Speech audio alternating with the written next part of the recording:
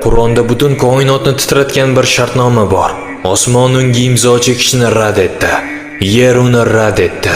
Tog'lar uni rad etdi. Lekin siz unga imzo chekdingiz. Insoniyat yaratilishidan avval Alloh o'zining eng buyuk maxluqotlarga maxsus bir topshiriqni taklif qildi.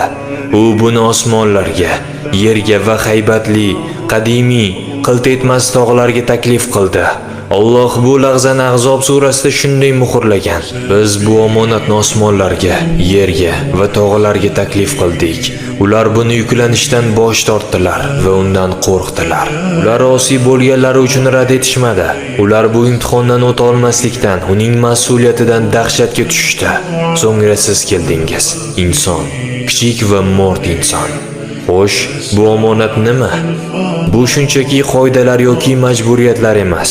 Bu erkin iroda, tanlash qobiliyati, itoatsizlik qilish imkoniyati. Quyosh yonadi, chunki u bunga majbur.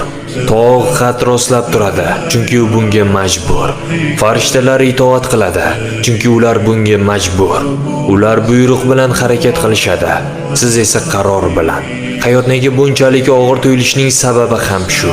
Bezovtalik va xavotirning sababi ham shu.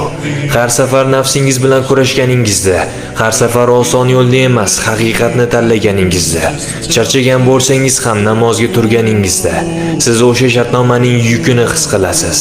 Siz tavakkalni tanladingiz. Siz Allohni majburiyatdan emas, o'z ixtiyoringiz bilan sevish imkoniyatini tanladingiz.